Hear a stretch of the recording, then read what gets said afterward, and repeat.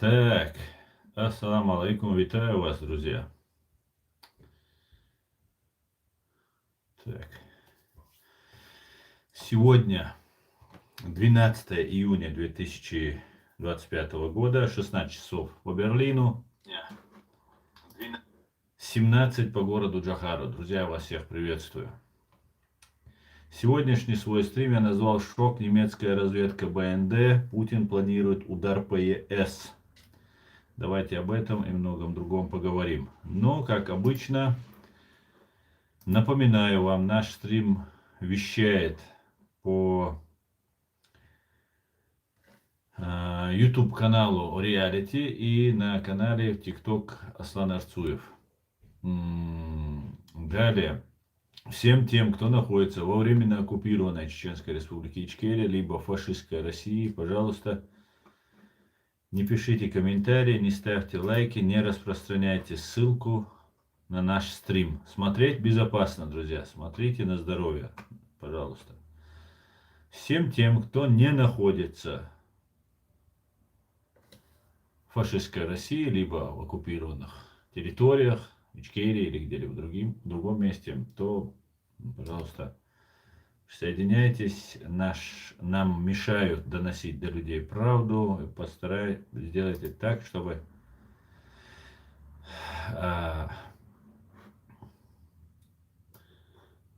им это не удавалось. Мешать нам имеется в виду. Так. Далее. Сообщение от Генерального штаба Вооруженных сил Украины, как обычно, по традиции, чтобы мы знали, что происходит. Также нужно напомнить, что идет активный обмен военнопленными. Также, к большому сожалению, как обычно, без ложки дегтя не обошлось. Обменивают коллаборантов, то есть граждан Украины, других, кто там, россиян, которые там имели родственников и работали на Россию. Ну, россиян понятно, но своих граждан обменивать на коллаборантов, конечно же, это дает повод новым или тем, кто сейчас заполз под корягу, боялись, дает им возможность, теперь их кураторам дает возможность им сказать: смотрите, мы все равно вас обменяем, Россия никого не бросит, и так далее, и так далее. То есть наносится очередной удар по безопасности Украины. Я так считаю. А теперь о потерях. За прошедшие сутки уничтожено 1140 российских бандитов. Цифра достигла 1 340 000 бандитов. 6 танков уничтожено, 3 боевые бронированные машины, 47 артиллерийских систем, 1 антиаэркрафт система, 138 БПЛА сбито, 136 автомобильной техники и цистерн уничтожено. С чем я вас всех и поздравляю, друзья. Вот такие вот дела. К большому сожалению, Украина находится на пороге. Ну, делается все, на мой взгляд, в Украине, чтобы Украина не победила. Причем это делается так мастерски, так тонко. Делается это для того, внутри Украины, не извне, боясь, что вот эти патриоты, эти воины, которые защищают Украину, чтобы они ничего не поняли, чтобы они ни о чем не догадались. Вот как это делается. И вот я вам сейчас скажу, почему все плохо. Все плохо. Ну, относительно, конечно. Глава Федеральной разведывательной службы Германии БНД Бруно Каль неоднократно высказывал потенциальной угрозе нападения России на Европу, подчеркивая, что такая возможность рассматривается как реальная в среднесрочной перспективе. Вот основные тезисы, основанные на его заявлении. Каль утверждает, что Россия может быть способна осуществить нападение на территорию НАТО к концу десятилетия, примерно к 29-30 годам, если будет обладать достаточными военными ресурсами. Он считает, что Россия готовится к войне с Западом, и военная конфронтация является для Кремля возможным вариантом. По словам Каля, речь идет не о полномасштабном наступлении на европейские страны НАТО, а скорее об ограниченных операциях. Например, он упомянул возможное вторжение на норвежский арктический остров Шпицберген или в страны Балтии под предлогом защиты русскоязычного населения, как это было в случае с аннексией Крыма в 2014 году. Такие действия, по его мнению, направлены на подрыв коллективной безопасности НАТО и проверку статьи 5 Североатлантического договора, которая предусматривает коллективную оборону. Каль подчеркивает, что Россия, вероятно, будет стремиться дестабилизировать единство НАТО еще до начала военных действий, например, путем переманивания отдельных стран-членов или провокаций, чтобы проверить реакцию Запада. Он отметил, что президент России Владимир Путин испытает красные линии Запада и пойдет на дальнейшую эскалацию.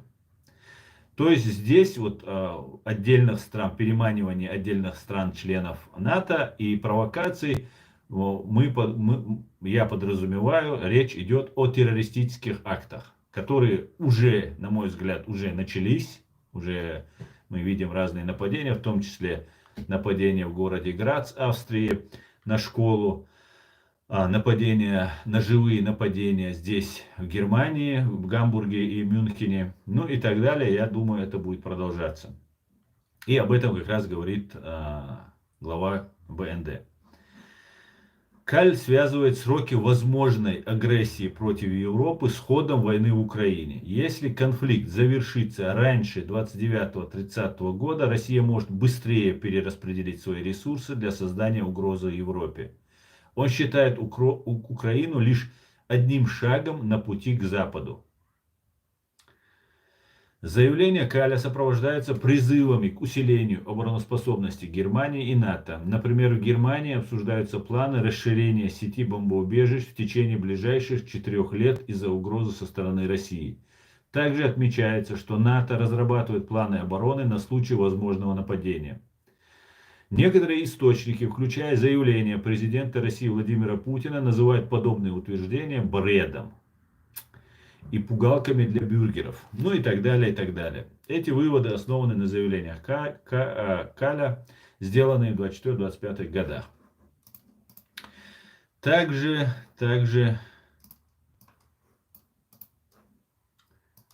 я вам сейчас...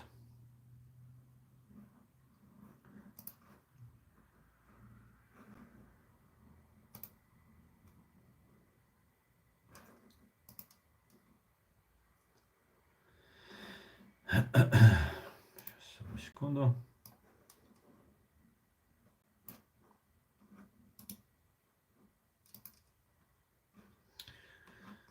Также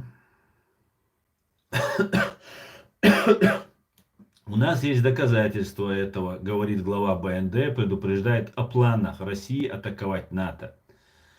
БНД предупреждает о планах России по расширению за пределы Украины. По словам главы разведки Каля, в Москве есть соображение бросить вызов НАТО и проверить доводы Альянса. Федеральная разведывательная служба БНД,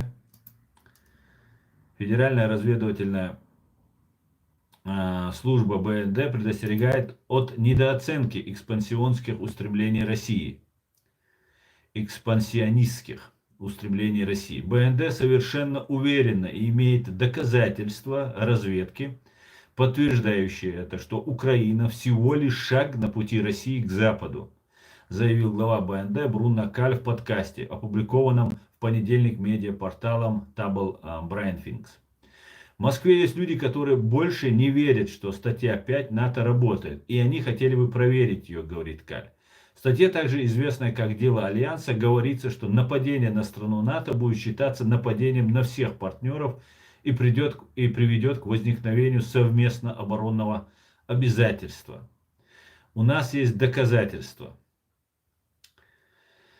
Россия хочет вышвырнуть Америку из Европы, и они будут использовать любые средства, чтобы добиться этого, сказал Каль. России не нужно проводить масштабные бомбардировки или развертывать танковые армии. Достаточно отправить зеленых человечков в Эстонию, чтобы якобы защитить угнетенные русские меньшинства. Действительно ли американский президент отправить американских солдат через Атлантику согласно расчетам Москвы, и погибнут ли они там? Это будет испытанием Альянса, сказал Каль. Мы должны это осознавать, мы должны это учитывать и должны приложить усилия, чтобы быть настолько сдерживающими, чтобы Путин даже не думал об этом. Однако, согласно тому, что Каль слышит от своих контактов в США, они продолжают относиться к статье 5 очень серьезно. Президент США Дональд Трамп в прошлом время от времени высказывал неоднозначные взгляды на этот счет. Он не считает переговоры Запада с Россией многообещающими, сказал Каль. Нет ни малейшего признака того, что Путин изменил свое мышление в своем агрессивном подходе к решению этой проблемы. Переговоры, сказал он, являются диктатом Путина. Последний документ, переданный в Стамбуле, является лучшим доказательством того, что на самом деле требуется капитуляция и ничего более. Вот такие вот дела, друзья, и мы должны быть к этому готовы. И мы должны быть к этому готовы. Это говорит о том, что Россия, как и предупреждал Джохар Дудаев, Европа станет внутренним делом России, если называть Чечню внутренним делом России. Кто за это будет отвечать, мне вот интересно. Вот представьте себе, есть специальные аналитики, стратегии, которые должны на 10, на 20, на 30, на 50 лет прогнозировать что-то. Если мы об этом говорили, еще, например, Абдурахман Автарханов, профессор, который жил в Германии, похоронен в Мюнхене, он в 91-м, 2-м, 3-м году, кстати говоря, был преподавателем в ЦРУ. Он еще в 91-м, 2-м году говорил, что воссоздается новая вот эта советская империя. Новая империя создается, советского образца. И вроде бы все должны были это понять, услышать. Джохар Дудаев об этом говорил. Мы говорили об этом 20 лет. Украина вообще, ну, за исключением отдельных просто представителей Украины, и в ус не дуло, да, как говорится, сейчас расплачивается лучшими сынами, дочерями своей родины.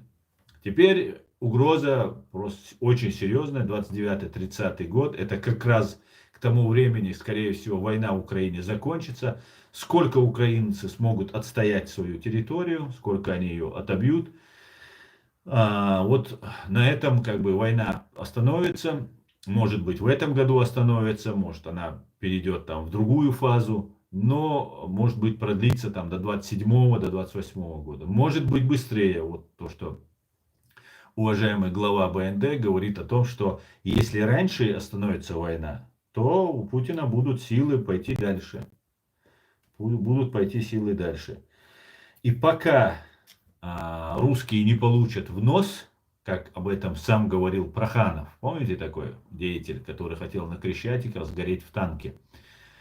Вот он говорил, пока нам не дадут в нос, мы должны идти, пока вот четко нас не остановят, кроваво, сильно не остановят, мы должны идти. Они будут идти. Все у них уже переподчинено на военные рельсы. Граждане России, которые еще не сбежали из России, надеются на какие-то там, что вот все сейчас само рассосется, все сейчас успокоится и так далее. А на самом деле все только усугубляется, друзья. Все только усугубляется. Россияне подниматься не спешат, не собираются они свергать своего Путина.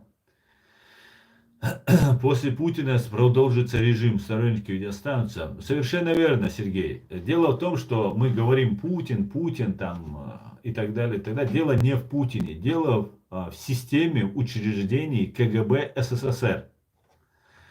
И в первую очередь, конечно, речь идет о ФСБ Лубянке.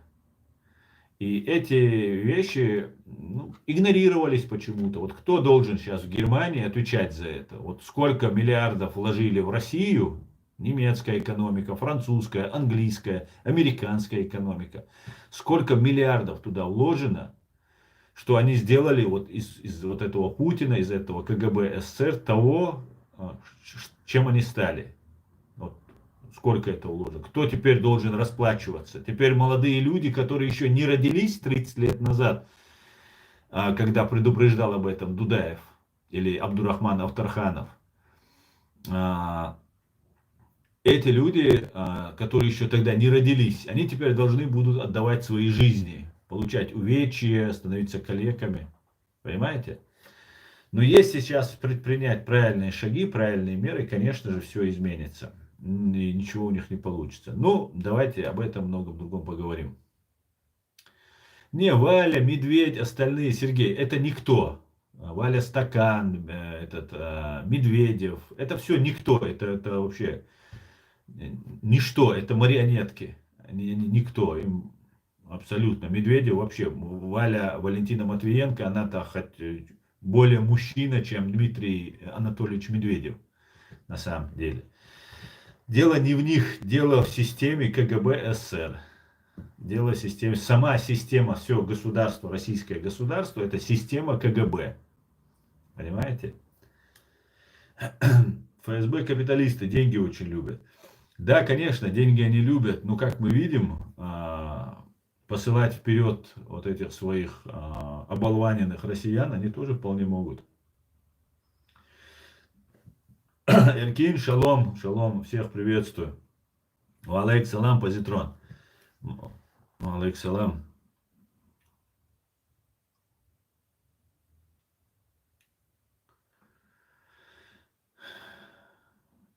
Так.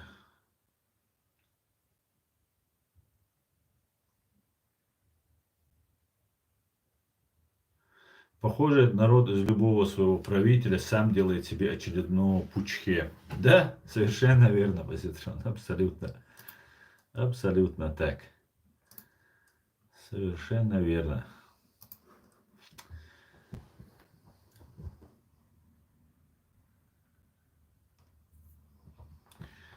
Так, алейк салам, крайне из миллиона, машволь.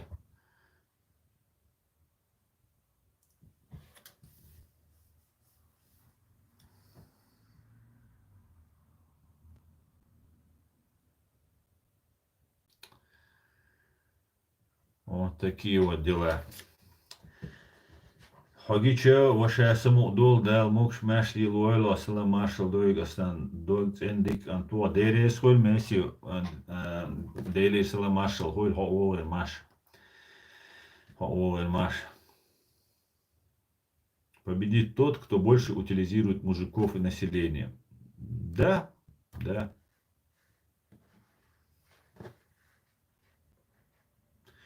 Ассаламу алейкум, Нохчасан. Последний вменяемый.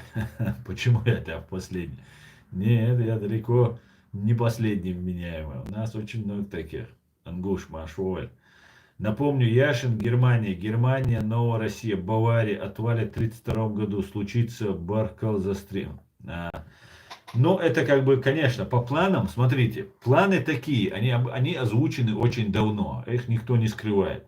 Планы о том, что восстановить советское влияние, что вот после развала Советского Союза, после окончания Второй мировой войны установился мировой порядок, где зона ответственности, половина там, мира ушла под Россию, половина ушла под Запад.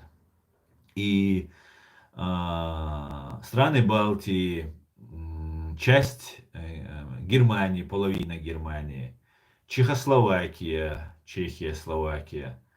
Ну вот это все зона влияния Советского Союза, которая была на момент окончания Второй мировой войны, на нее они претендуют. Они об этом прямо говорят. И сколько они смогут, столько они хотят завоевать. Им в этом помогает и Северная Корея, прокси Китая, и Китай, и Иран. Вот основные оси зла. И некоторые арабские страны. которые вот те же там террористы Хамас, Хизбалла, ну это все прокси Ирана, России и так далее, и так далее. Также я считаю, что то, что произошло в Сирии, тоже говорит о том, что но Сирию тоже проиграли. Мы, Запад имеется в виду, проиграли. Знаете, когда в 2013 году был совершен, да, террористический акт в Бостоне, в Соединенных Штатах Америки, а в 2011 началась революция в Сирии, Запад поддерживал, Европа поддерживала, Израиль поддерживал и Соединенные Штаты поддерживали вот эту свободную сирийскую армию, вот этих оппозиционеров Башару Асаду.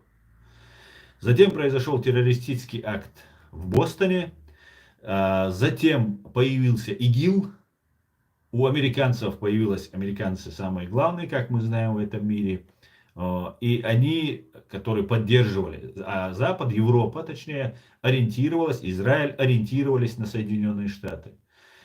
И в Соединенных Штатах после теракта в Бостоне и после того, как уже в 2014 году, в 2013-2014 году появился ИГИЛ, а мы все видели прекрасно, как через турецкую границу русские давали паспорта и разным исламистам, террористам и так далее, довозили их до границы с Турцией, и Турция их спокойно переправляла в Сирию. Из них формировался ИГИЛ. В Чечне только за один 2017 год убито, казнено было около 100 молодых мужчин. И с их документами ГРУшники, российские агенты отправлялись в Сирию под видом игиловцев и там воевали, там исполняли задания своей родины. И тогда и Израиль, и Европа, которая поддерживала оппозицию к Башару Асаду, и Соединенные Штаты, в первую очередь Америки, они все потерпели фиаско. Потому что появился ИГИЛ, их люди, ну, на кого они хотели делать ставку, на кого они делали ставку, с кем они пытались договариваться, вот эти люди не смогли одолеть Башара Асада, потому что появился ИГИЛ и начал бить вот эту свободную сирийскую армию, бить в спину.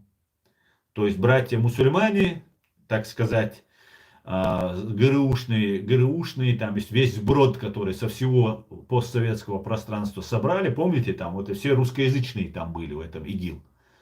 Узбеки, кавказцы, таджики, там кого только не было, там, это, которых мы видели, а были еще, которых мы не видели.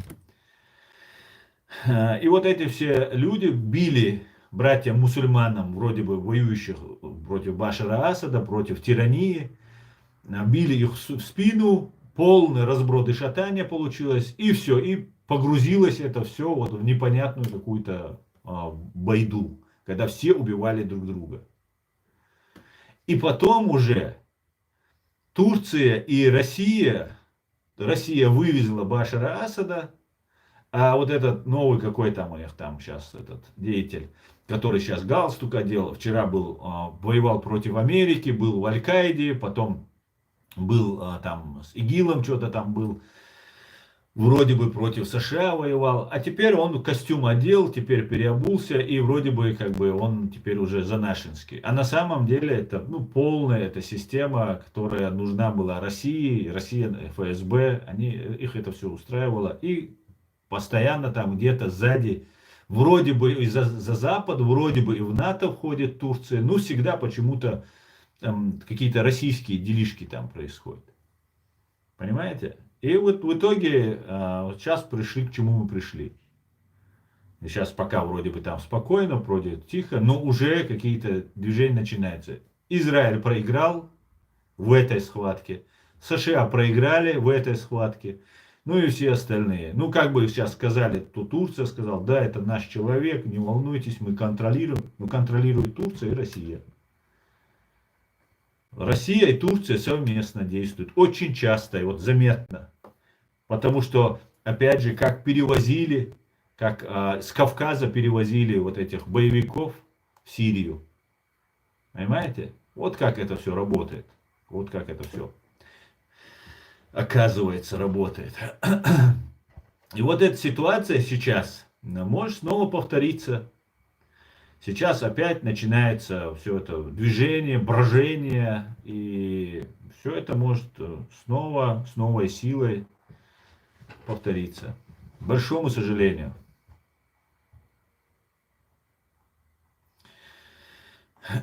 США нужна агрессивная Россия. Таким образом, США получает тоже пользу. Но с одной стороны, да, можно согласиться с тем, что ты говоришь, что нужен какой-то там противник, с кем можно будет там показывать, какой он плохой и так далее, и так далее. Но у Соединенных Штатов вообще-то более такая цивилизованная стратегия. Они хотели бы, и это мы видим, это не то, что нам кажется, мы видим, что США хотели бы закрыть страницу вот это окончание Второй мировой войны, дележку мира между Советским Союзом и Западным миром, и начать экономическую войну, интеллектуальную войну с Китаем. И у них уже разработана эта стратегия, они все для этого делают. Полностью они вот хотели бы конкурировать с Китаем. Китай, он такой вроде бы не особо имперский, не ведет захватнических войн. И в этом смысле американцы хотели русских к себе подтянуть. И за это им многое прощалось. Что вот они сейчас договорятся, ФСБ у них в ногах валялось, они это умеют делать. Когда им нужно, они притворяются очень слабыми, могут подлизываться, что угодно делать. Но вот когда истинное лицо они показывают, то совсем не так, как они себя изображают. Поэтому, но сейчас Россия не вышла, не стала за Америку, за Запад. Хотя она столько лет врала Западу, Соединенным Штатам. И сейчас, как мы вот читали, только что я читал слова главы БНД, немецкой разведки, они хотят вытеснить Соединенные Штаты из Европы.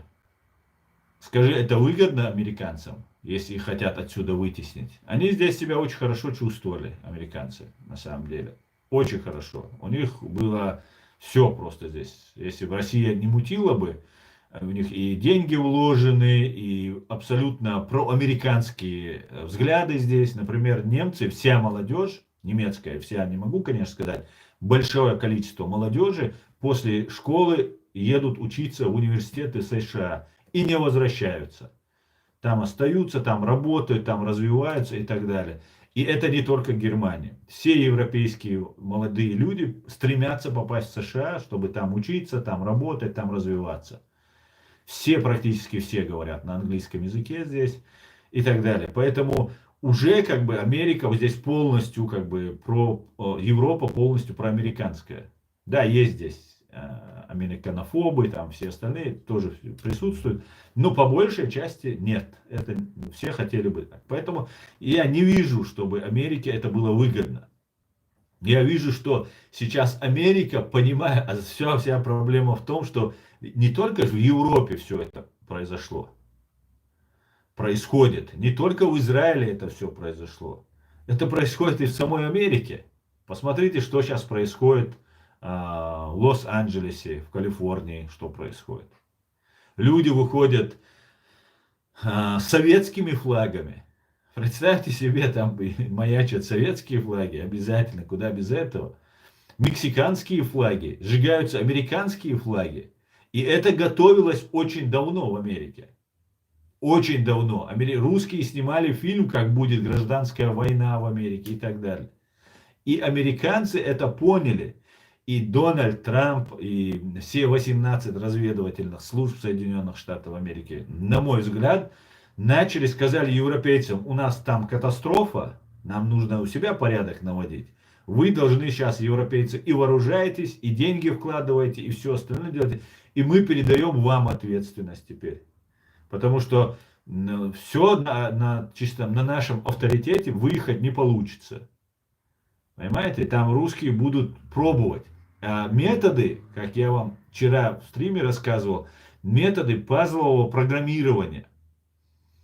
Здесь террористы будут не русские, которые будут сюда приезжать, и русские тоже будут террористами, а лица из нас, из европейского сообщества будут людей просто находить таких, там целая методика, которая ведет, методы, целая там система, которая ведет по программированию человека, чтобы он просто заскакивал в школу и убивал людей. Ну как это все предупредить? Вот, например, сегодня президент Франции Макрон сказал, что социальные сети нужно ограничить. Все. ТикТок, там, Инстаграм, все остальные, там, до 15 лет, что ли, детей, чтобы вообще полностью запретить. Представьте себе. Это только первые шаги, которые сейчас будут предприниматься. Дальше только больше, больше, больше будет. Потому что мы сами будем друг друга убивать здесь, в Европе. Вот до чего Россия нас доводит. Понимаете? И потом, когда уже бардак начнется, когда мы не боимся своих детей в школу отправлять, после этого мы не будем верить своему правительству, мы не будем верить своей власти, мы не будем уважать демократию, государство, мы будем говорить, нам нужна диктатура, нам нужен жесткий закон, чтобы всех контролировали. А это то, что нужно России. Вот о чем речь. Понимаете? Вот о чем речь. Давайте дальше, друзья. Русские причастны к этому, что в США происходит. Да, совершенно верно. Я считаю, что да, конечно же. И вот этот фильм «Воздействие», я на прошлом стриме в YouTube-канале вы можете посмотреть. Там внизу я оставил ссылку про школ-шутинги, школьные расстрелы детей. Там есть на этом канале, где вот вы по ссылке перейдете, там есть полная вот эта запись этого фильма, 8-часового фильма расследования. В этом, как раз в этом американцы и говорят, американский вот этот фильм, там рассказывается, что у нас здесь готовится революция, что мы вот за последние 30 лет школьные расстрелы в Америке произошли в огромном количестве, просто невероятно выросла вот эта стрельба в школе. Значит, ведется огромная работа в этом направлении, понимаете? Огромнейшая. И здесь, если она ведется в Америке, то ведется она и здесь, в Европе. И вот в Грации, в Австрии, мы были позавчера свидетелями, когда несколько дней назад, были свидетелями, как это произошло. Поэтому вот такие вот дела. Вот такие вот дела. Поэтому ситуация очень серьезная, и все должны взяться, просто все должны объединиться, все должны понимать, что происходит. Главное, как говорится, предупрежден, вооружен. Если мы знаем, какие методы, просто некоторым трудно в это поверить, какая-то конспирация, там, это, третье. Причем это еще Гибня говорит, сама Гибня, чтобы нас запутать, чтобы мы не верили в это, чтобы не поверили в это. Плюс это все некоторые просто люди, которые с этим не сталкивались, они в это просто не верят. Просто некоторые просто необразованные, некоторые просто не могут в это поверить, потому что ну как так, ну зачем это? А вот такой вот метод гибридной войны против Европы используется. И чем раньше мы донесем до людей, что вот такие методы против нас используются, тем мы быстрее сможем это предотвратить и меньше будет жертв. Большая работа должна быть проведена в этом направлении. Поехали дальше, друзья. Так.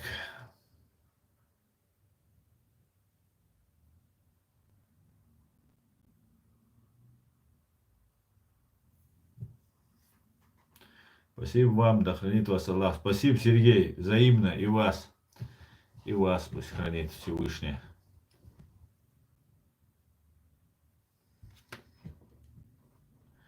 То есть раскаяние за войну мы не увидим лет 50 точно, говорит Сергей. Но, Сергей, раскаяние будет только после нашей победы.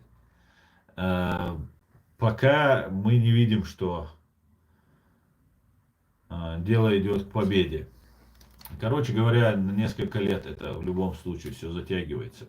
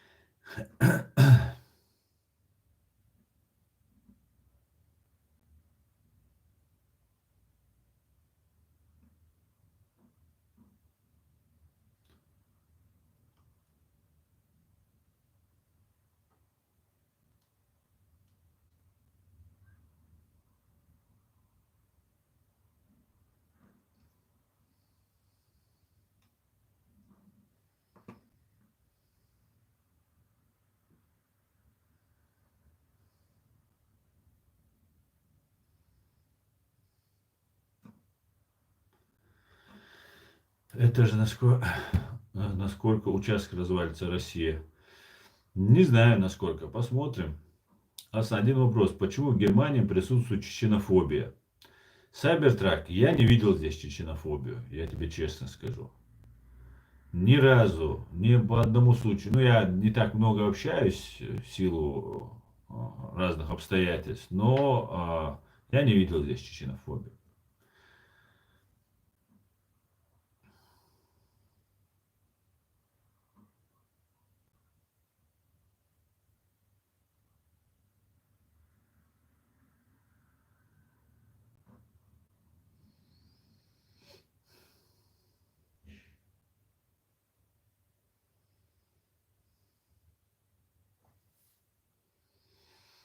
Может, благодаря так называемым русским немцам, ведь немцы берут от нас информацию именно у них.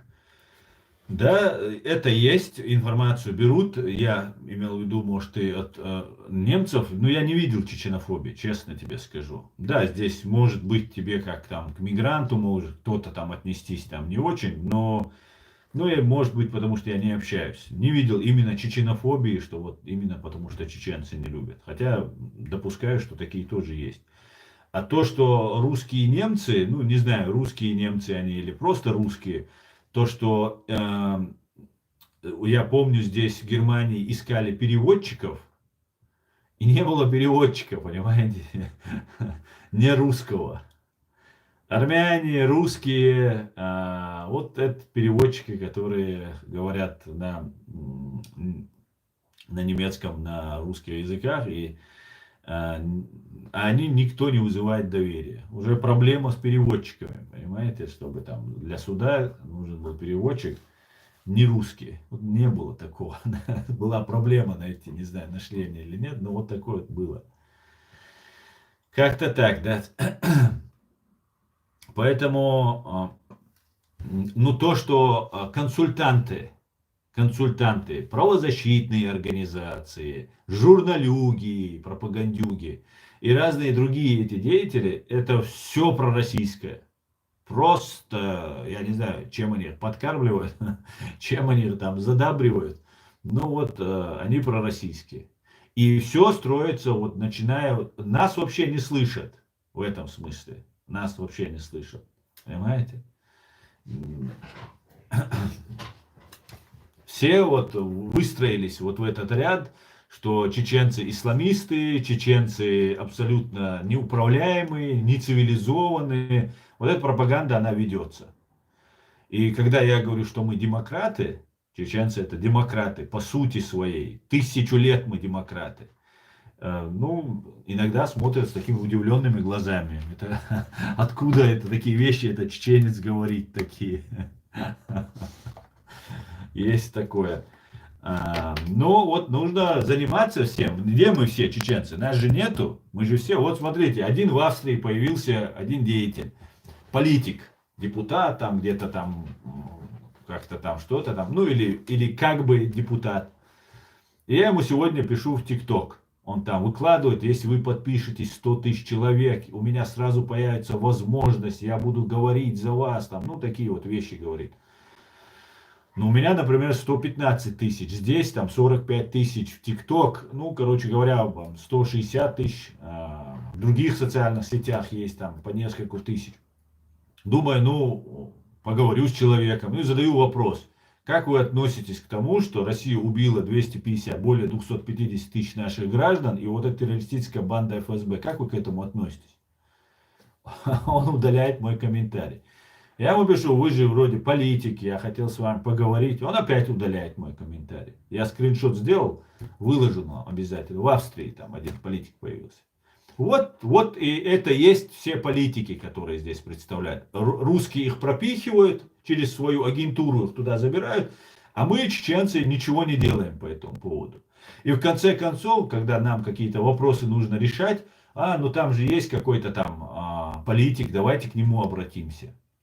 И другого выбора просто нет, если ты безграмотный, язык не знаешь, там, только приехал, еще какая-то проблема.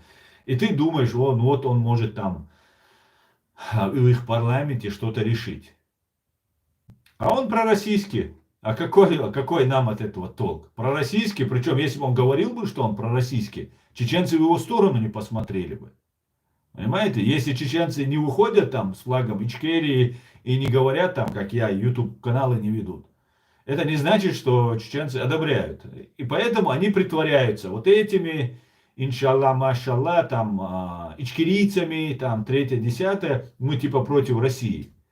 Вот так они себя позиционируют и себя так представляют. А на самом деле пророссийские просто агентура, которая сливает информацию и так далее. Я про это еще пока не знаю, я буду еще заговорить с этим человеком. Вот я, например, демократ.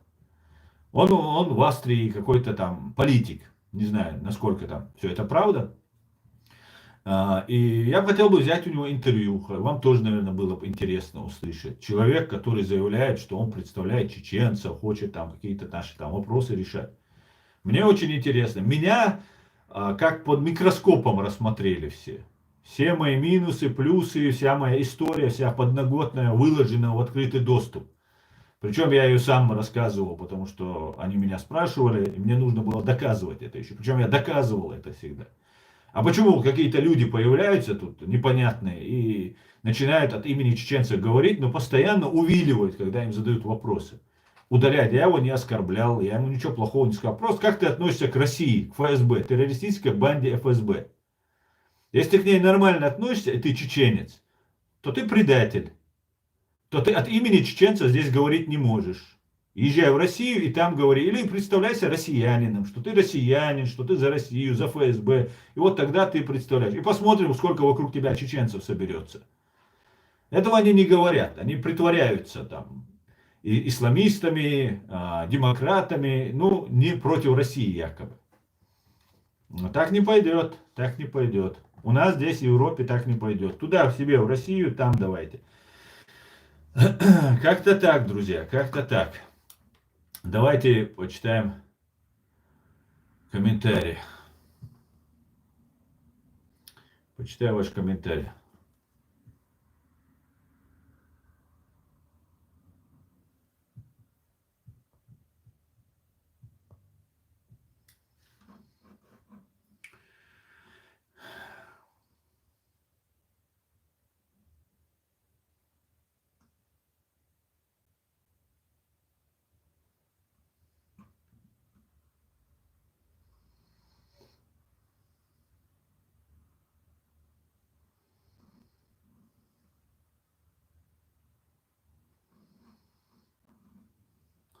Хасан Бисеров, да? Что за флаг у тебя, говорит, за спиной? Ну ты под российским флагом, Хасан. Тебе не стыдно быть под российским флагом? А? Тебя от себя не воняет тебе быть под российским флагом? Мне так кажется странным, когда человек с именем Хасан, там, с каким кавказской фамилией, под российским флагом. Вы вообще как себя чувствуете после этого, да?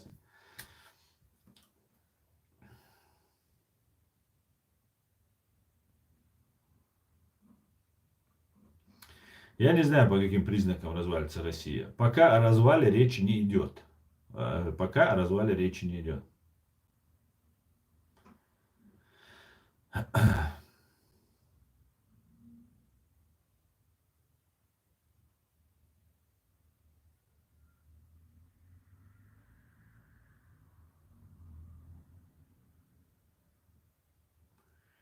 Россия развалится после войны с Украиной, как СССР после Афгана. Но дело в том, что, Светлана, Россия не развалилась после Афгана, а ее распустили. КГБшники сами распустили. Колхозная экономика не могла конкурировать с рыночной западной экономикой. И ей открыли двери, так наивно, впустили ее. И вот везде пустила свои вот эти метастазы. Они все 35 лет, они к этому готовились. Они вот к сегодняшнему дню, они готовились все 35 лет. И мы об этом предупреждали. 35 лет тому назад предупреждали. 30 лет тому назад предупреждали.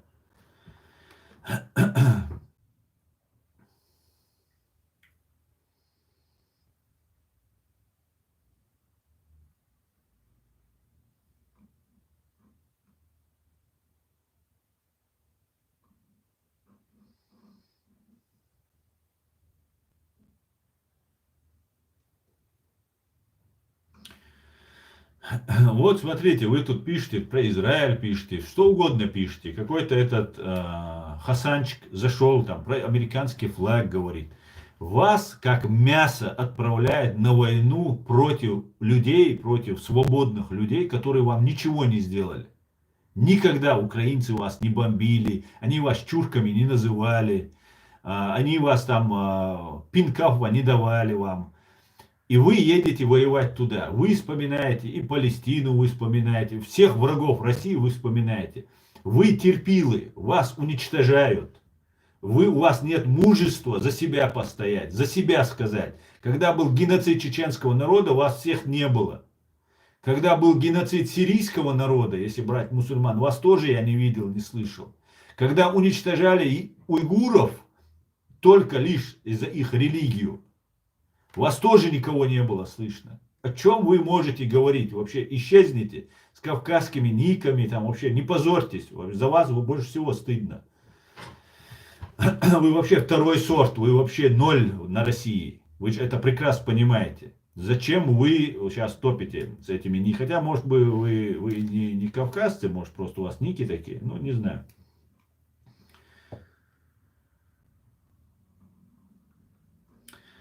Отца Илона Маска позвали в Москву, чтобы стравить Трампа и Маска. Илон уже прощения просит у Трампа. Походу, Илон понял что-то не то.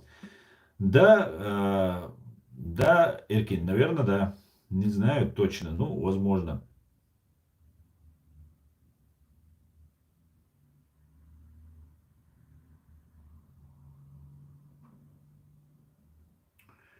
Чечня не стала Украиной благодаря России. Вы из тех, кто присягал фашистам, а своих чеченцев мы любим и гордимся ими. Виктория Швецова говорит такое. Ну, во-первых, вы стерли с лица земли нашу столицу и много других городов и населенных пунктов нашей страны. Вы из всей республики сделали концлагерь, вы их назвали фильтрационный лагерь. И концлагеря, нацистские концлагеря, это были детской шалостью по сравнению, что вы творили у нас там, в нашей стране, устроив нам из всей республики. Вы убили более 250 тысяч наших граждан. Вы, как тебя там, Виктория, бандиты, преступники. Вы фашисты, самые настоящие фашисты вы. И ты говоришь, ты любишь чеченцев. Ты любишь не чеченцев. Ты любишь тех, кто так же, как ты, стал покорным рабом, который забыл убийство более 250 тысяч своих граждан. Кстати говоря, Виктория, не только эти кадыровцы или прорусские чечены стали рабами. Вы, русские, тоже стали рабами. В 1999 году открыто при попытке закладки подрыва 5-го дома, закладки бомбы, были задержаны ФСБшники вашей рязанской милиции. И вы все русские прекрасно и сейчас понимаете, и тогда понимали, что вас взрывала ФСБ. Но вы пошли топить чеченцев в крови. потому что там можно заработать. Посмотрите, я залил сегодня видео, очень интересное, как ваши женщины общаются. Вот я вам сейчас дам послушать. Вот была одна женщина у меня и говорит: ты знаешь, сколько я людей расписала, сколько я за свою жизнь только не расписала. Да, Так серьезно, вот, когда серьезно. начали мобилизованных, они прям как эти начали штабелями: распишите срочно, срочно, срочно распишите, забирают, и вот Да. так все. Бабы с ума сошли. Ну, конечно, я чувствую денег. Все хотят денег. Эх, погиб. Погиб и смеется. Вы не видите, просто она в руках держит фотографию вот этого своего убитого мужа, экс-мужа, и говорит: эх, погиб и смеется. Мужья едут грабить унитазы, телевизоры, холодильники, морозильники и все остальное, насиловать, убивать, сжигать, удовлетворять свои садистские наклонности. А жены мечтают, чтобы их там убили, чтобы получить там 1, 2, 3, 5. О чем вы хотите нам сказать? О чем вы говорите? Вот в эту страну вы нас втянули. Вот в этой стране вы нам предлагали жить. Вот для этого вы убили более 250 тысяч наших граждан. А вот для этого вы нас убивали. Поэтому, Виктория Швецова, то, что вы говорите, что ваши чеченцы там, это да, они ваши, они такие же, как вы. Они такие же терпилы. Им плевать на свой народ. Им плевать, что им нужно убивать теперь невинных украинцев, которые никогда не бомбили нас, которые не убивали, просто хотели жить в своей стране. Хотя там тоже огромное количество вот таких же, как вы, проживало. И еще проживает до сих пор, к сожалению. Как-то так. Как-то так, друзья.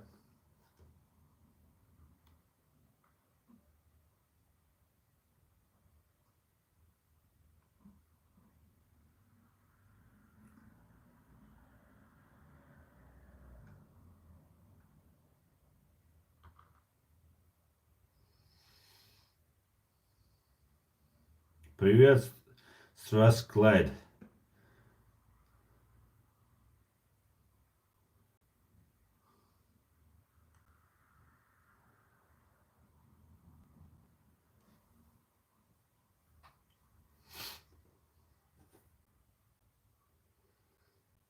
Ичкерия будет свободной. Да, Алмола. Да, Алмола.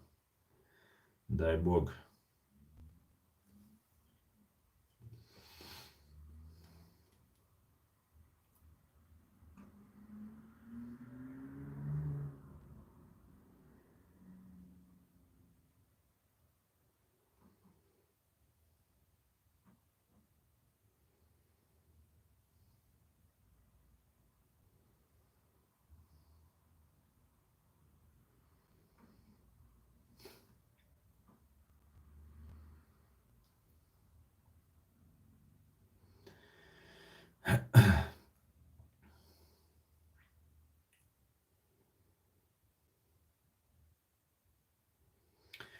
Россия очень слабая, проиграла первую русско-чеченскую. Пожалуйста, не называйте ее чеченской. Либо называйте ее русской войной против чеченцев, либо называйте ее русско-чеченской. Ни в коем случае не чеченской. Первую русско-чеченскую стране в 100 раз меньше. Об Украину разобьется на кучу обломков. Но отчасти можно согласиться, тогда она была послабее, она еще тогда зависела от Запада в очень многих моментах. И Китай тогда был не такой сильный, как за последние 30 лет. Он развился и стал сильнее, теперь на него можно положиться России. Но сейчас Россия заручилась поддержкой, и я полагаю, что война против Украины была согласована с Китаем. Могу ошибаться, конечно, но мне почему-то так кажется. Война была согласована, и Россия при поддержке Китая полезла на Украину. Поэтому вот так вот. А то, что, не знаю, посмотрим. В Украине 5-я колонна действует, работает, активно работает. Так, давайте почитаем здесь. Белую ладу. Да, белую ладу хотят.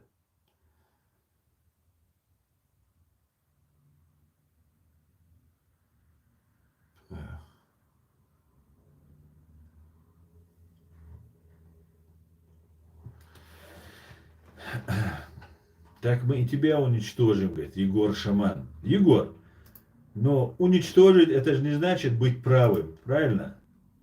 Это же не значит быть правым. Вот, ты какой-то шпана какая-то, по судя по твоей аватарке, ты вообще ребенок, по всей видимости.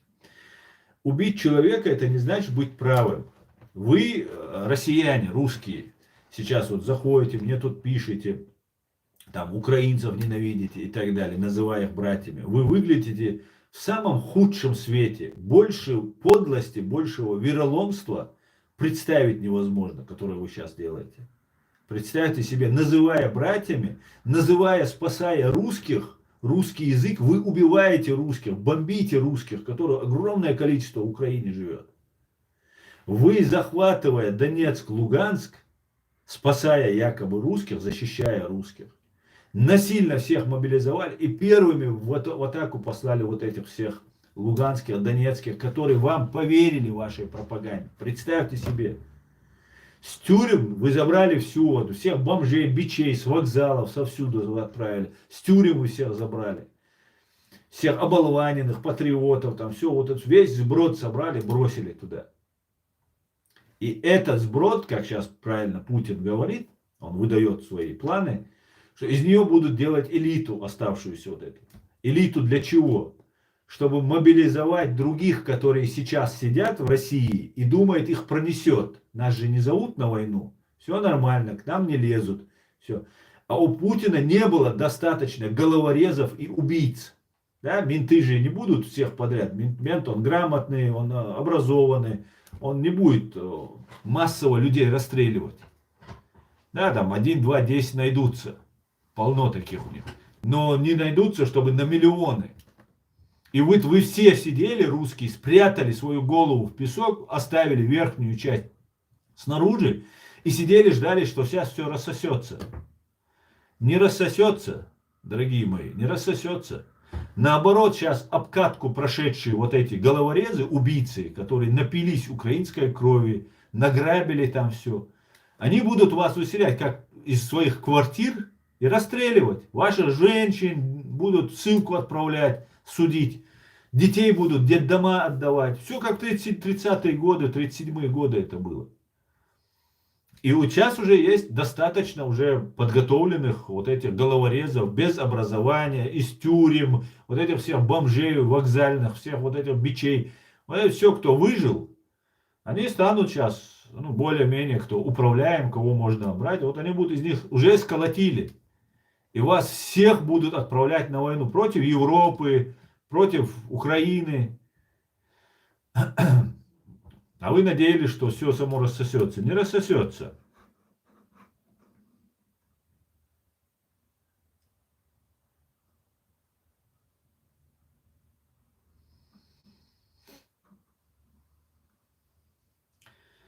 Асан, почему они гордятся никами 95, 05, 06? У независимых стран не бывает таких номеров. Но, знаешь, любому зэку присваивается номер. Этот номер им присвоили. Но им не объяснили, что этот номер означает, что ты зэк, что ты никто. Ты с печатью. Зэк имеется в виду не заключенный в Европе, в цивилизованном мире, а в российский зэк, который абсолютно бесправный, который живет в параллельном мире от этого государства. И им сказали, вот у вас будут номера, вот живите с этими номерами. И они вот этими номерами хвастаются. Но что поделаешь, такая вот ситуация, нравится им быть рабами.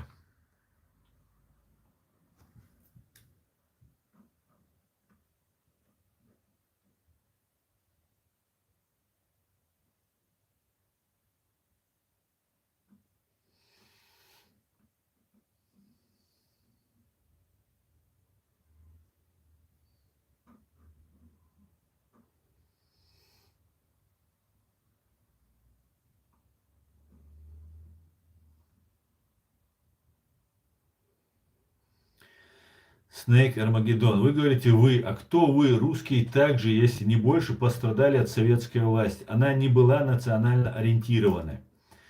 Я об этом неоднократно говорил, Снейк, и я полностью с вами согласен по поводу того, что русские пострадали больше всего. Ну, в количественном. В процентном соотношении нет. В процентном соотношении больше всего пострадали чеченцы, ингуши, некоторые народы, адыгейские народы вообще исчезли. Нас истребляли до 6% нас оставалось. От 2 миллионов большую русско-кавказскую войну нас осталось 120 тысяч. 6% осталось от 2 миллионов. Поэтому, конечно же, русские и крепостное право пережили, рабство, и потом коммунистическое рабство, и расстреливали русские, и ссылали вот в Сибирь всех более-менее. Почему в Сибири люди на Дальнем Востоке более-менее такие, с характером, такие дерзкие и так далее? Потому что они потомки вольных людей, которых ссылали, которых там уничтожали и так далее. Кто выжил, вот они, да, конечно, и там тоже очень сильно повлияла вот эта вся арабская вот эта идеология. Но по большей части там больше таких с характером людей найдешь. Ну, русские, да, пострадали. Абсолютно согласен с этим. Огромное количество, больше всего, и больше всего они в количественном числе пострадали. В процентном нет, но половина русских истреблено русскими. Это факт. Истреблено, сослано. Вот в Сибирь тоже можно. Всех их, кто там живет, Сибирь, Дальний Восток, если не брать вот эти разные... Вот в вашем эфире затрагиваются темы, которые могут показаться неприемлемыми. Доступ к эфиру был ограничен. Причина снижения достоинства и издевательства. Но я не говорю, на ваш эфир поступила жалоба. Принижение достоинства и издевательства. Дальнейшие нарушения могут привести к прекращению эфира. Вот опять, видите, жалуются, сидят.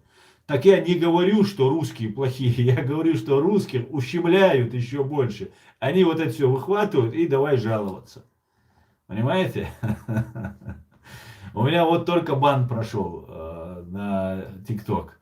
Вот заново сидят стукачи. Но это заведено даже постукивать.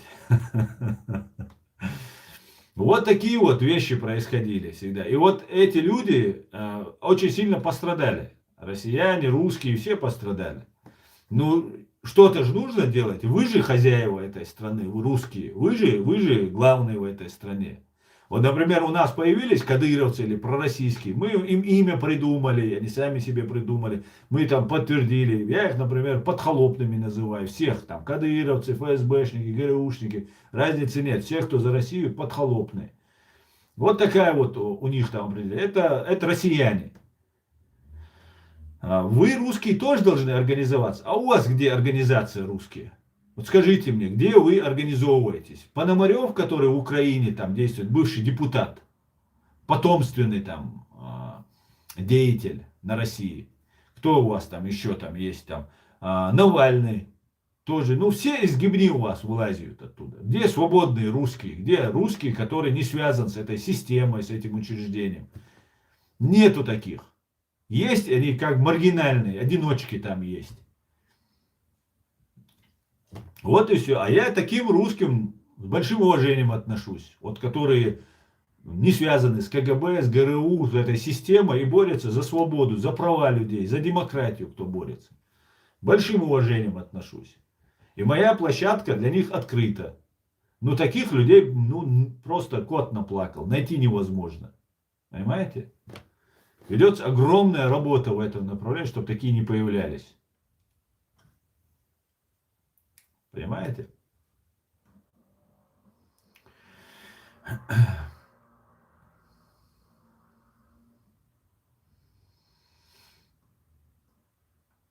Так, где здесь был вопрос? Добро с кулаками. А ты с России, что ли? Ты русский? Добро с кулаками. Помним Рязанский сахар, 99-й год. Не забудем ФСБшников. Добро с кулаками. Ответь, пожалуйста. Я думал, ты украинец. А ты, ты россиянин. Русский, да, получается?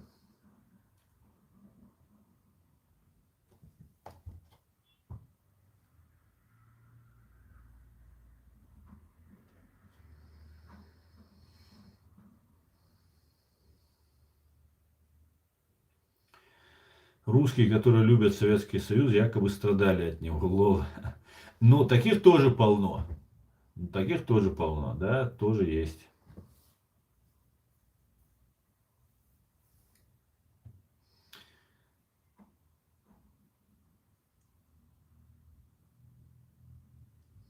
Украинцы, если воевали против кавказцев, но только в составе царской России. Ну и советской России, скажем так. Геноцид под видом депортации. Это все советские люди делали.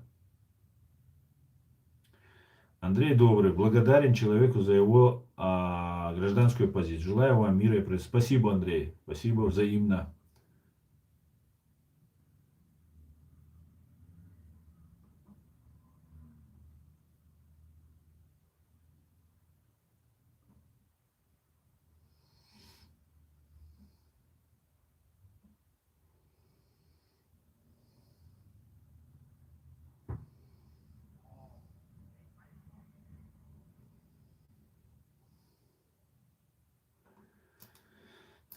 Можно еще называть российско-чеченской войной. Да, совершенно верно, можно российско-чеченской называть. И так даже будет точнее. Хотя можно ее ФСБшной войной называть, но российская она. Не опасен сам колонизатор, сколько поколения воспитанные им. Подтверждение тому комменты в соцсетях на твоих стримах. Тоже таких немало.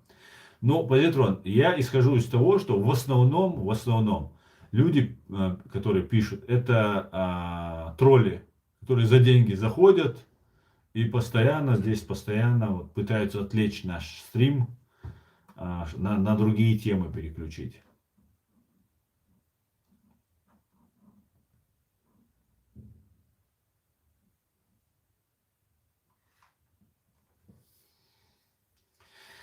Россия зависела от Запада до 2014 года, а с 2014 года зависит от Китая. Сегодня также, по сути, это колония Китая, сырьевой придаток. Да, половина России уже передана Китаю. Лаура, приветствую. Тода Раба. Уже половина России Китаю отдана. Ичкерия станет Вильнюс, Украине переможе. Дай Бог, Людмила, дай Бог.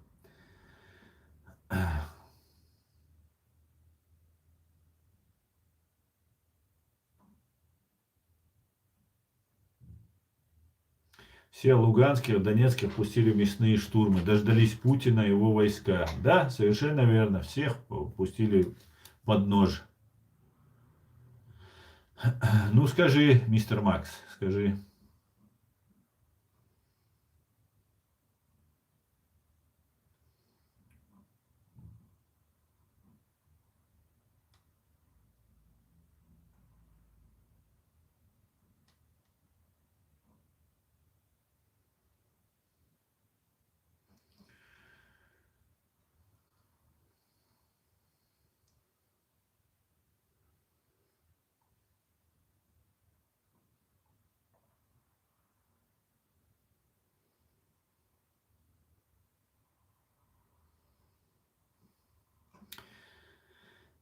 Смотри, я с Украины, у нас дроны всякие есть, они вылазят где угодно, мы достаем уже до Москвы, куда будете бежать в сторону Америки, а Путин, что сидит в бункере, ездит туда-сюда, все больше никуда, дроны достают уже до Иркутской области, до Сибири достают, да куда только не достают уже украинские дроны.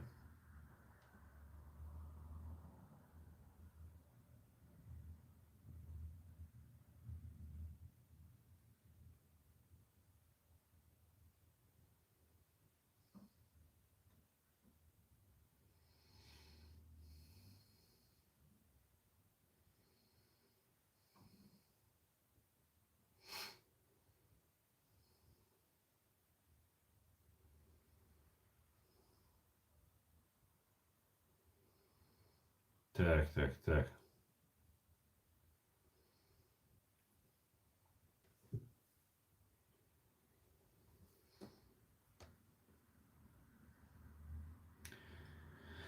Какое мнение про блогера Дудь? Он в последнее время делает контенты про страны Европы. Типа у них тоже нет свободы слова, нет демократии. Жалуются, что русские обижают. По мне он шестерка ФСБшная. Смотри, Эркин, на ты, да, мы с тобой уже давно знакомы. Смотри, ситуация следующая. Наш канал, мой канал, YouTube канал, в котором 35 было, 36 тысяч подписчиков, еще даже 30 не было, 20 даже не было. Был запрещен на территории фашистской России. Понимаете? Роскомнадзор все запретил, Ютубу, там Ютуб быстренько отчитался, там, да, конечно, мы не будем делать, показывать, канал ваш показывать. И я исхожу вот из своей ситуации. Почему Дуди, Муди, у которых там по миллиону, по 2, по 3, по 5 миллионов подписчиков, почему их не запрещают на России? Вот из этого просто можете исходить. Вот и все. Дудь является абсолютно пророссийским. Любые каналы, которые они не запрещают, значит они им нужны. Значит они им нужны, значит они... Если это какой-нибудь иностранный канал, это может быть в обмен на то, что не запрещает какой-нибудь российский канал. Если же это российский канал, русский, человек с российским паспортом, и его не запрещают, то это их человек. Понимаете? Либо он вообще не интересен, просто слишком неважный, либо это их человек. Но с 3, с 5 миллионами, там, еще больше миллионами подписчиков, конечно же, это российский канал. И Дудь это стопроцентный пропагандист. Они очень тонко, у них, знаете, градация такая идет. Вот тебе можно говорить на эту тему, на эту тему, на эту тему. Он, по-моему, у Собчак, да, брал интервью, тоже там они разговаривали, общались. Вот, ну и все, делает выводы, кто будет, Общак или Собчак, как ее там. Она, понятное дело, кто.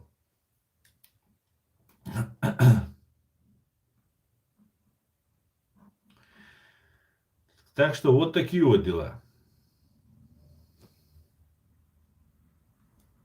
ФСБ получили ключи от Дуров, Телеграм, Дуров слился. Нет, Дуров изначально и вот ВКонтакте, я еще когда работал адвокатом, основная статистика по задержанным, возбужденным делам, арестам, сливу информации была от ВКонтакте. Больше даже, чем в Одноклассниках. ВКонтакте была самая вот такая тема. Он же создает потом Телеграм. И что вы хотите сказать, что этот человек там, управляет этим Телеграмом, и ФСБ ничего с ним не может сделать? Все российские чиновники обязаны были пользоваться Телеграмом. Вот да, и он слил информацию. Он полетел во Францию, Путин ему сказал, давай, сливай информацию, какие-то уступки у них там идут. Но теперь они сказали, все, мы запрещаем. Видимо, там у них не понравилось, начали говорить, смотрите, вон там Арцуев сидит, рассказывает, что Телеграм уже наш стал. Он наш стал, имеется в виду, доступ теперь у этих появился, доступ, ключи появились. Но это не значит, что у ФСБ этих ключей, этих доступов нет. И теперь уже они начали делать, Телеграм все закрываем, Телеграм нельзя пользоваться, начали опять эту тему обсуждать. Дурова просто вот так прихлопнули бы и размазали бы, если бы нужно было. Он и в Россию летал, а это скрывал тоже. Это давно было известно. Я именно поэтому не делал в Телеграм себе канал.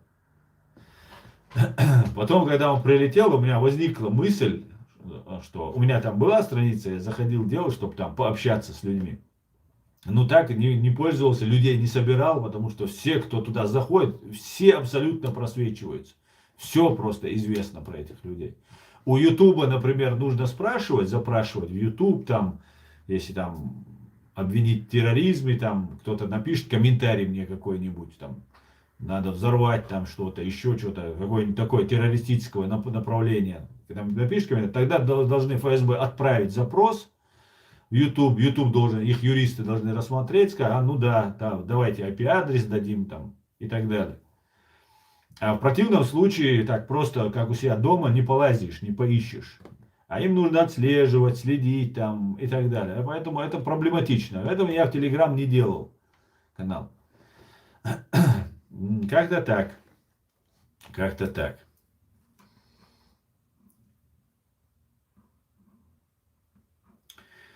Был и есть и остается ФСБшным Дуров, я считаю. Ну, просто сделали такой реверанс в сторону Запада, французам слили, может французам, может американцам, ну, во Франции Дуров там какую-то информацию слил, и все.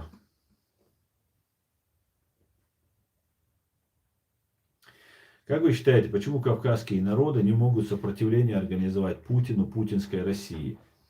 Евгений, почему вы считаете, что самые малочисленные народы, населяющие Кавказ, должны оказывать сопротивление? И почему вы считаете, что они должны были бы оказывать сопротивление?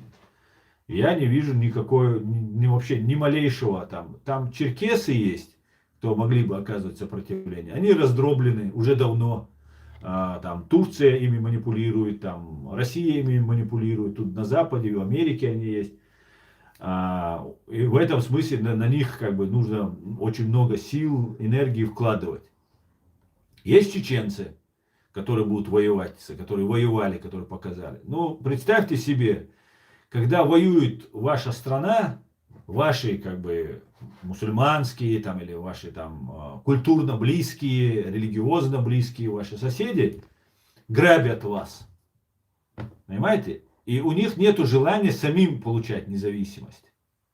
Когда идет война и есть вся возможность вырваться из этого плена, вырваться и получить свою независимость, вот эти кавказские народы, я с большим уважением отношусь к кавказским народам, но национального самосознания у них нет.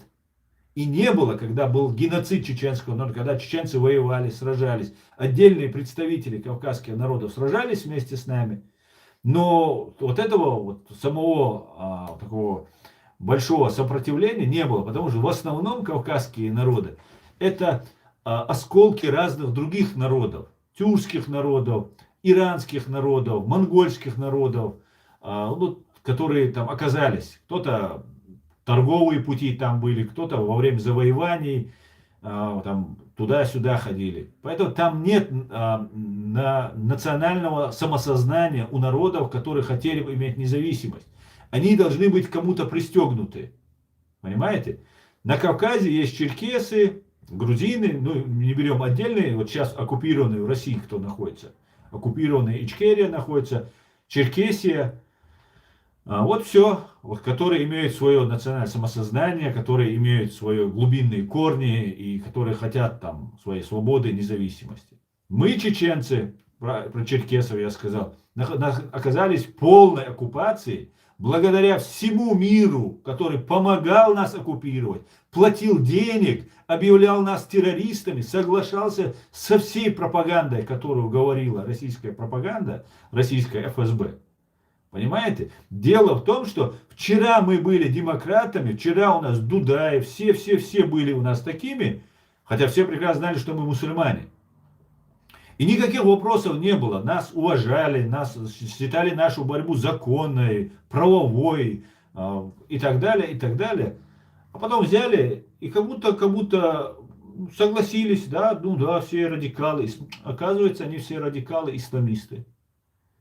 А нас загнали в гетто, такое, в геноцидное гетто. Вот представьте, 40 какой-то год, 30-е, 40-е годы, когда евреев уничтожают, они пытаются сопротивляться, но только их не освобождают, а добивают. Они тоже, кстати, другую религию имеют, отличную от христианской. Да, и тоже очень ее придерживаются, своей религии. А их добивают, сжигают вместе с немцами, помогают, там, выдают немцам. Хотя их тоже выдавали, кстати говоря. Тоже был такой не очень лицеприятный случай в истории, когда они приплыли, пароход пришвартовался у американского берега, их отправили обратно, сказали. И почти все были уничтожены. Поэтому некому воевать, понимаете? Некому. Мы постгеноцидный народ. И нас еще не освободили, как евреев когда-то, а наоборот нас оставили им и начали использовать. И вот эту нашу доблесть, наших воинов, которые сражались, которым завидовал весь мир, как наши воины сражались против России. Вот это имя начали использовать те, кто перешел на сторону русских, и вот начали вот эксплуатировать вот это имя и представлять, что вот воины, и запугивать. Грузин пугали, помните, в 8 году. Потом в Сирии использовали как исламистов, убивая, в Чечне убивая чеченцев. Это уже доказанный факт. Только в 2017 году, это было и раньше, скорее всего, и позже. В 2017 году убили 100 чеченцев, около 100 чеченцев. Их тела уничтожили, и с их документами в Сирию под видом ИГИЛ свои ГРУ отправляли, своих военных отправляли под видом ИГИЛ. А этот ИГИЛ там творил ужасы какие. Там голову отрезали, людей расстреливали. Это мы все видели. А теперь потом, помните, в 2014 году против Украины начали использовать тоже этот чеченский, кадыровский фактор, чеченский фактор. Понимаете? Вот какая ситуация. Вот поэтому некому воевать. Если бы кто-то мог бы воевать, это, например, могли бы быть татары. Но это тоже, им тоже кому-то нужно пристегнутыми быть. Им нужно быть либо с Турцией, либо с Россией, либо еще с кем-то. Потому что сами они вот не организовываются. Потому что когда мы сражались, не организовались. Никто не организовался. Понимаете, чтобы тоже объявить свою свободу, независимость, воспользоваться случаем. Не воспользовались. И украинцы, к сожалению, тоже не участвовали в этом. Да? Несколько десятков украинцев участвовали на нашей стороне. А остальные были те, кто приезжал как на заработки, как вот эти отпускники, или их там нет, и зеленые человечки. Вот приезжали, занимались тем же. Как-то так. Как-то так.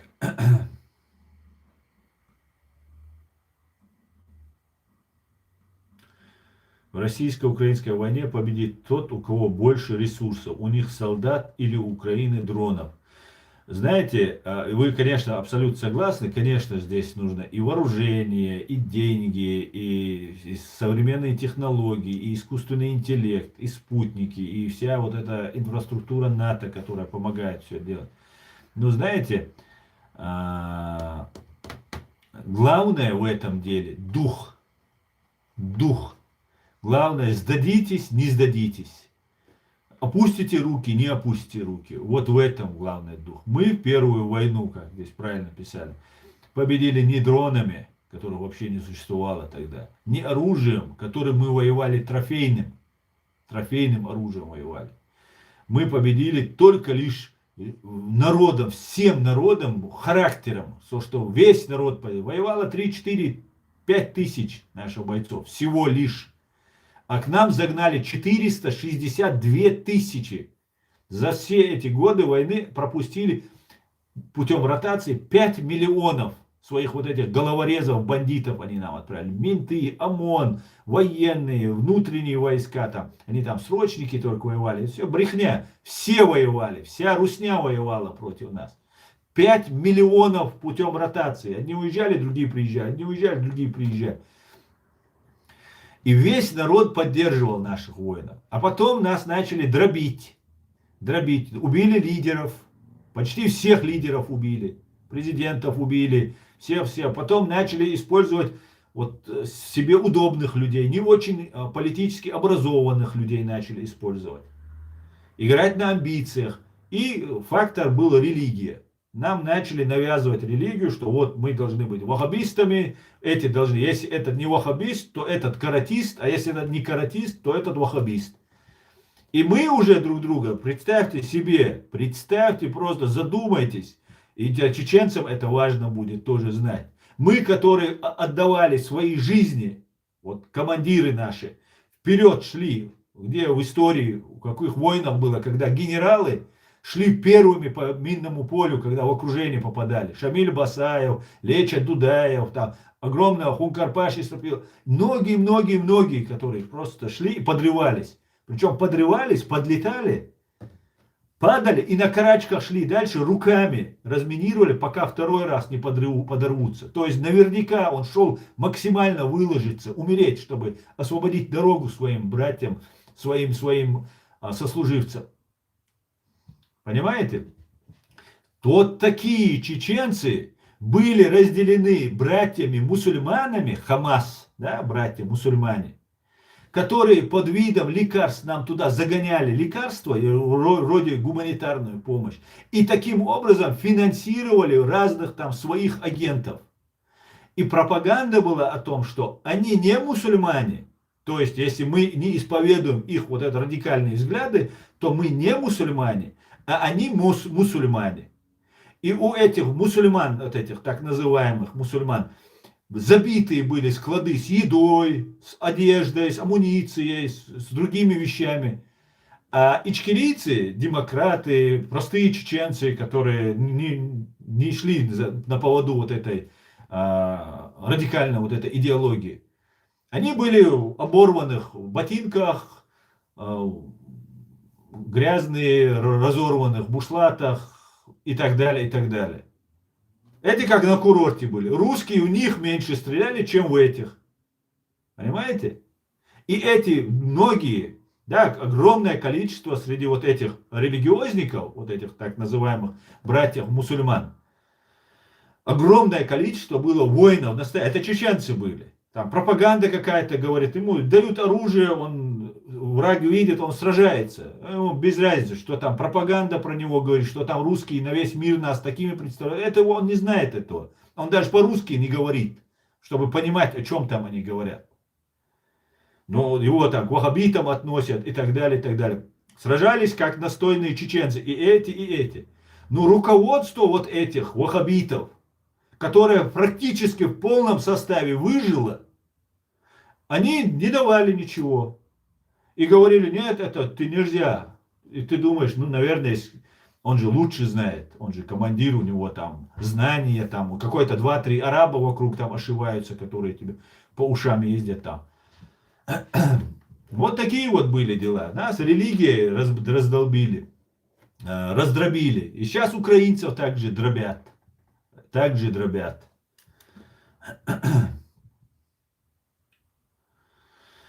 Аслан в прямом эфире, супер. Фриман, валейк салам, доктор Д. Машвовель.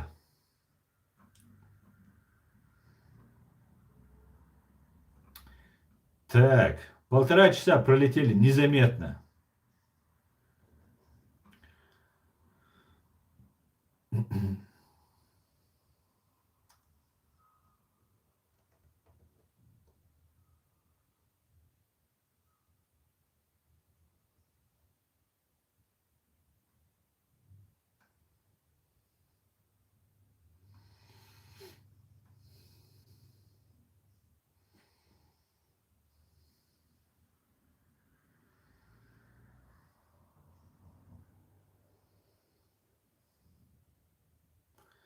Слава Украине, героям слава, героям слава. Так.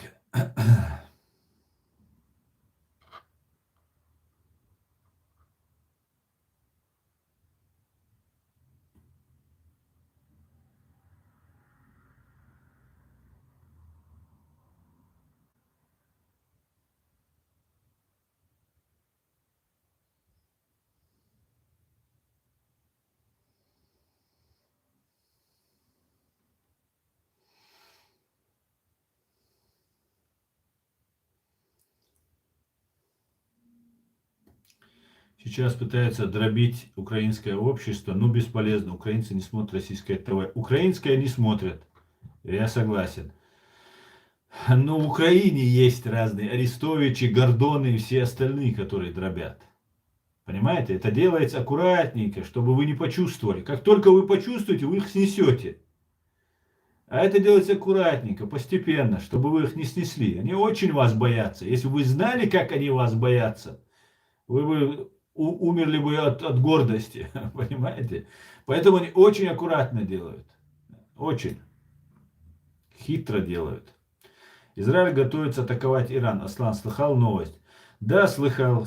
Ну, если говорят, что будут атаковать, значит, скорее всего, не будут атаковать. Потому что, когда такие вещи происходят, это не предупреждается заранее. Наоборот, говорят, не-не-не, мы будем договариваться, там, бам.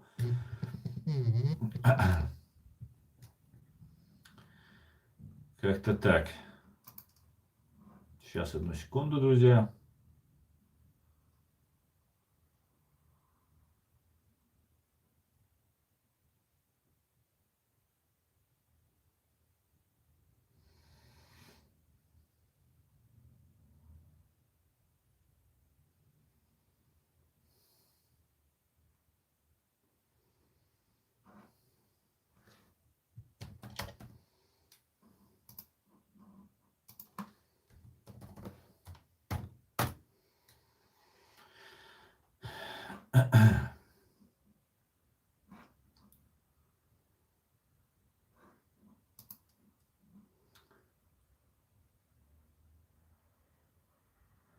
Насчет дробления 100%. Дробят всех, все нации дробят, что всех.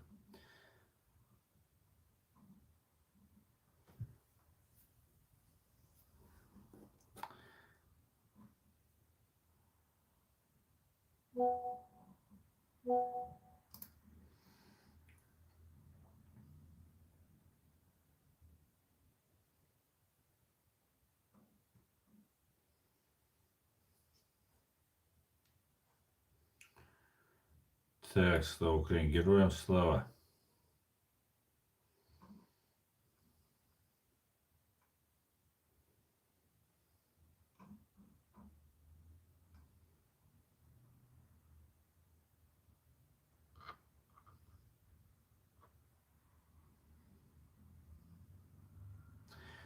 Алейкум Ланселот, Машуа Шайга.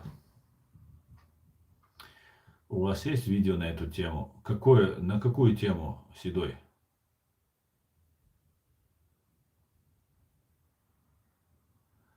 Аслан там швой мох парат бака уарси ниц чуобу. Месси ниц дейр карабу, дейлабу ниц шабула. Вая бахнаш лиличани дойла. Вая караха карца даларду. Вая караха россиянч цахиларду. Из отздок чубой, от свой квер чубой, волуш мовец, и лушил шикапек баня, о шевигам улилдец, дуко шикапек баня лилшбу. Но россияне, ну ша бошвега, кисна паспорт, дек Ахмад Силас бошвег, хвега, дек чо арцу лишмаютен, у арцу бага, ночи чуавеги, Россия вол, цаннина аз бех цабил. Цаннина бил мех бех ищатига, потому что репрессии шхуни наца аш хамел вол гергал саганьяшу. Но куэравег, куэравег, цин бакуят, ати, вистауш ати ищат, кидег ищат, ах кузабу, цугэскшент и буалбеш, кузабу, огромном количестве, букуза.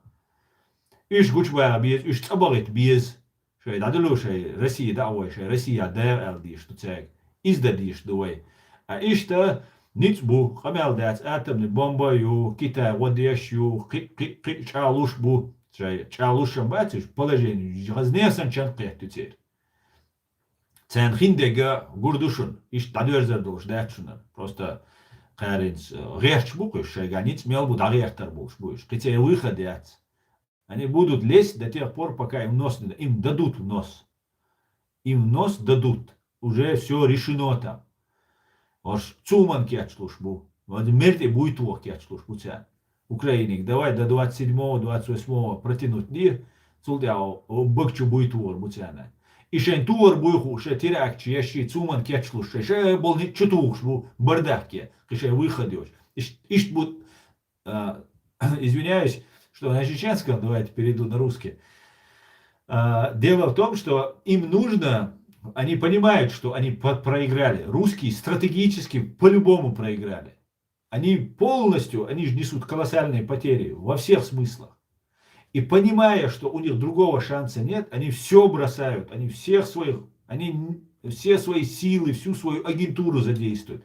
Здесь в Европе действующая агентура, она думает, она как здесь десятилетиями постукивала там, информацию сливала о нас там туда, там где-то там теракты делала, где-то какие-то убийства заказные, провокации делала, и все, их оставят спокойно. Ничего подобного.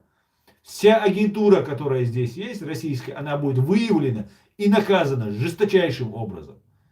Повезло, что в Европе, правда, да, не так, как по русским меркам это жесточайше будет, но тоже будет очень несладко. Ну и поэтому русские хотят последний шанс их, вот устроить хаос. Вот они хотят везде все замутить, там конкретно все сделать. И поэтому мир идет к переформатированию, полному переформатированию. Будет новая архитектура безопасности. И Россия там будет самым главным злом в этом, после всего этого. Наказанием будет. Понимаете? Это произойдет неминуемо. Неминуемо. Если русские думают, что они нападут там на страны Балтии, там проведут здесь теракты, в школе детей поубивают, там они там, я не знаю, теракты сделают еще, отравят что-нибудь, там воду отравят, массово людей убьют. Они думают, они победят? Нет, конечно. Да, здесь бардак будет, смерти будут, если они до этого дойдет. Но победить они не могут. Они могут только оттянуть свой конец. Неизбежный свой конец. А наша задача, вой задача, харца доларю. Кивай кара, вой ганиц, бац, вой тагана, даже комментарий я ищет свой. Комментарий я ищу мервах у Европе обучали, буал бабиеш барой. Разные, отвлекаться, цадеш. А дюч тол хал, та религиозный, та хунядинаги, та халифатши, та йоцу религиозник шан, дю хальбой лаши. Там сидят там, все зло в них и все зло в них и бор. Трастшан, diese Kremlin, diese Deutsch. Tatsächlich ist Hekel Deutsch, Deutsch. Tatsächlich ши болбе шу отрабатывает. Дудая винден, ая динден. Отрабатывает ши болбе шу. Но вы хуза методол диз. У нас, у чеченцев, сейчас уникальная возможность, у молодежи чеченской, у девушек, у парней. До сих пор мы все жаловались, что вот они там пророссийские, они нас там не признают, они там не хотят там. Я сам критиковал, и Германию критиковал, и европейские страны критиковал. Теперь уникальная возможность. В прошлом году вот я был на конференции здесь защита конституционного строя, спецслужба внутренняя, да, Фафацумшуц. Они там пригласили, и я там должен был что-то сказать. Ну, мнение свое сказать, там, высказать. Я высказал, там, другие люди там высказали мнение. И вот все вот то, что происходило, они говорили, что вам нужно, чеченцы? Скажите, мы хотим вас интегрировать. Хотите в полицию, хотите в государственные вот эти амты разные. Куда вы хотите устроиться? Давайте, приходите. И вот сейчас у чеченцев уникальная возможность. Кто был... Многие же бежали от войны, кто-то там отец погиб, у кого-то брат погиб, у кого-то там раненые там выехали, там вместе находятся здесь. У вас у всех уникальная возможность, не только в Германии, и в других странах. Нет худа без добра, как говорится. Воспользуйтесь этим, чеченцы. Идите в государственные структуры Европы, Германии, Франции, Британии. Где вы, где нас только нет. Просто вот эту русскую, вот эту агентуру, вот этих всех, вот этих бандитов, предателей, их отсекайте от себя. В каждой семье, где-то в родственниках они есть. У всех они есть. Просто перестаньте с ними общаться. Перестаньте, оставьте их. Вот ты за Россию, будь за Россию. Все, потом поговорим. Через 10 лет вернемся к этому вопросу. И отправляйте своих детей в школу, в милицейские, полицейские, разные государственные структуры. Отправляйте, пусть там учатся, все владеют языком, все получают образование. Интегрируйтесь. Теперь мы востребованы здесь будем. Будем, если мы не будем связаны с российскими спецслужбами. Понимаете? Вот что я вам посоветую, да? Там ничего, ишарю кашара. Дал мула России ишер, дал сошайла сум цаха ишки додать, пошло дальше. Но хахиетаря 27, 29, 28, 27, 28 год шкачли у на истерик, дал мула России песюаешь. Все будет Ичкерия. Слава Украине. Адикюэль маш оэль. God bless America. Адикюэль маш оэль. Всего хорошего. До свидания, друзья.